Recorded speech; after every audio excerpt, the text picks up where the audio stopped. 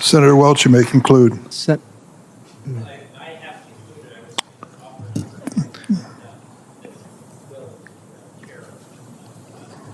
Thank you very much. Senator Hawley.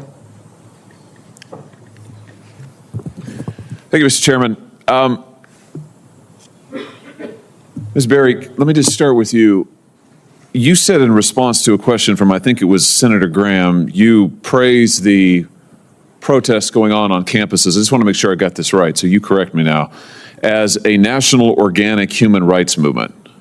What did you mean by that? The mass movement in support of Palestinian human rights is happening on college campuses across the country after students are learning more about the history of the Palestinian-Israeli conflict and the specific targeting of Palestinian human rights. Yes. Oh, okay. I just want to be clear about what you're praising and not praising. Well, praising. Let's have a look here. So, yeah. This long live the Intifada. Yeah. Is this an example of the what did you say, national organic human rights movement that you mean? Is this a human rights movement? What's up, my fellow America Patriots? Welcome back to the channel where common sense is still legal for now. Before we dive into today's wild Senate hearing breakdown, make sure you smash that subscribe button, hit like, and drop a comment below. Because every time you do, an eagle screams freedom somewhere in this great nation. Plus, YouTube definitely doesn't promote voices like ours on accident, so your likes and comment help fight the algorithm like George Washington fighting the British. Except with fewer wooden teeth. Alright, let's get into it. So I sat down to watch the Senate hearing, minding my own business, drinking some coffee strong enough to wake the Founding Fathers, and boom, Senator Josh Hawley is out here doing verbal push-ups, grilling witnesses like it's the 4th of July barbecue. And let me tell you, this video had everything. Confusion, drama, protest signs, and more dodging than a quarterback in the Super Bowl. I'm not sure that using the term intifada, which literally just means to like shake off or get rid of, is effective, as most Americans don't actually associate it with a human rights issue. So I don't think that's effective. No, Senator? Wait a minute.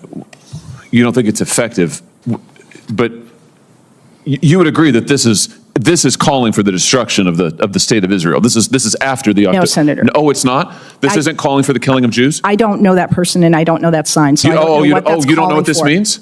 I don't think. You haven't seen this before? Did you see these protests on Rabbi, do you know what this means? Yes, it's a call for the destruction of the state of Israel and probably the killing of Jews everywhere. I do not agree with that, Senator. You don't think that's hate speech right here? Long live the Intifada can mean different. As I see the problem, it can mean different Senator, things. Wait a minute. These are protests, violent protests on campuses that targeted Jewish students, attacked them personally, prevented them from going to camp, going to class, put them in fear of their safety after the October 7th attacks on the state of Israel that murdered more Jews than at any time since the Holocaust. And you're saying you think that this is an ambiguous message?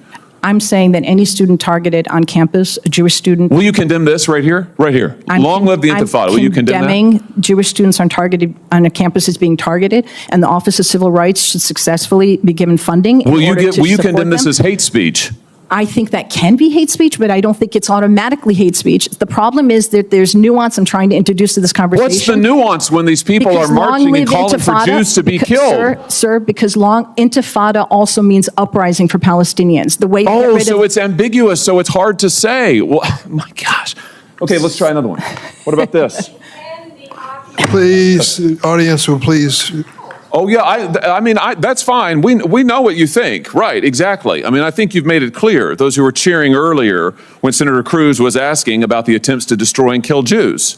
Let's just be clear about what's going on here, because here's what's happening at this hearing. We can't talk about anti-Semitism without also talking about something else. The message that's being sent today at this hearing today is anti-Semitism isn't enough. The attempts to kill Jews on campuses, that's not a conversation worthy of discussion. You've got to add something else to it. So if you want to kill Jews, we can't talk about that unless we also talk about 15 other things. And now we have a witness sitting here who will not condemn the attempts on these campuses that are blatantly anti-Semitic tropes, Nazi tropes to try and kill Jews. What about this one? There's only one solution. Is that a national organic human rights movement? No, sir. I trust that's in reference to Holocaust, and that's I would think utterly the final reprehensible. solution. Okay, what about Utterly this? What about this? But Glory to our martyrs. again, I don't understand the point of messaging like that. I don't know what that means. Would All you I'm- condemn this as anti-Semitic? This was projected here in Washington, D.C., on the campus, in front of Jewish students following the October 7th massacre. I think that that is not appropriate speech at a time. It was hate speech in the context, don't you think? Sure, but Okay. the point is I would prefer to focus on the issue of hate crime. That's the reason I'm saying We are. that. This is a hate crime. When you threaten to kill Jews That's and a hate destroy crime. the state of Israel, No. that's hate speech. No, threatening that's to a kill, hate crime. Threatening to kill anyone, including Jews, is Yeah, let's a hate not crime that's pretend that it's prosecutable. ambivalent or ambiguous or we're not sure. How about this one?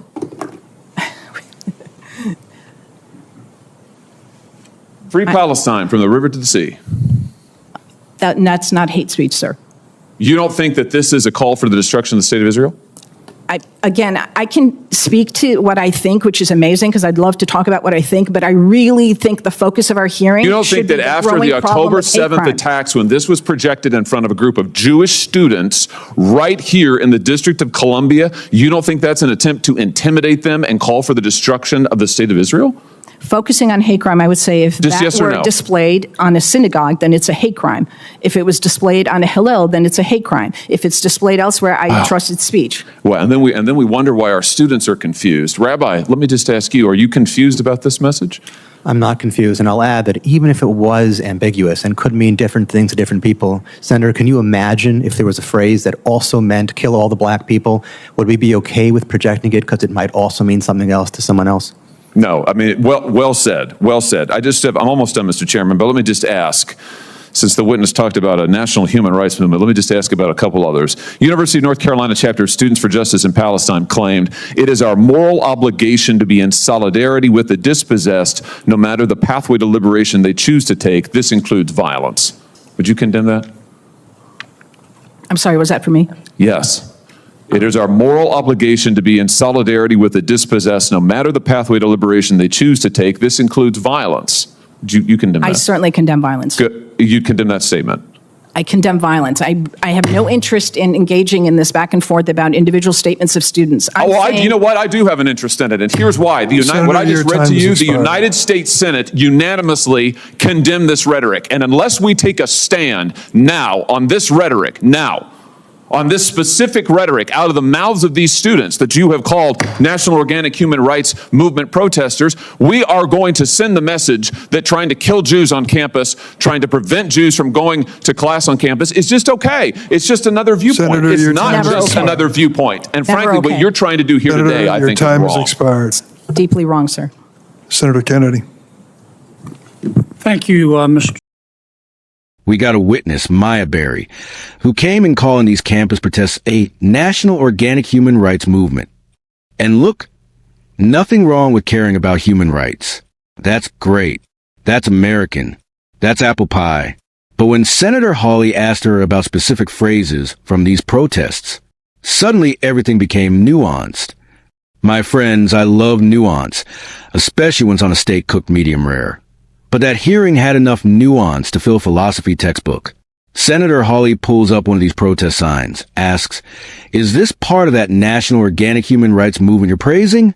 And she basically goes, "Well, Senator, it depends on what the definition of is." Hawley's eyes said, "Ma'am, come on." Mine said, "Did I accidentally switch to a comedy channel?" And then, the absolute moment of the day, Hawley asked about the slogan from the river to the sea. Look, folks, I don't care how anyone spins it. Everyone on earth knows that phrase is not referring to a vacation resort package. But again, more nuance, more ambiguity, more, well, Senator, context matters, which basically means I don't want to answer that, so let me take the scenic detour. Meanwhile, the rabbi at the hearing, guy cuts through the nonsense like a bald eagle through a headwind. He says, paraphrasing, "Imagine if there was a phrase that could mean kill all black people, but also could mean something else. Will we be okay projecting that?" Boom.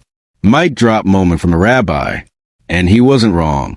Sometimes ambiguity is just a lazy disguise for, I don't want to admit what this really means. Now, Hawley, being the MVP of the hearing, kept bringing up actual stuff said by these student groups. Not rumors, not tweets, actual statements. One group literally wrote that they're morally obligated to support any pathway to liberation, including violence. And Barry finally said she condemns violence, great, but she would not touch the wording itself, like the sentence was radioactive. At this point, Hawley basically goes, look, if we can't even condemn rhetoric that encourages violence, how are students supposed to feel safe on campus? And that is the real point here. This hearing wasn't about silencing people. It wasn't about picking sides in a war. It was about one very simple question.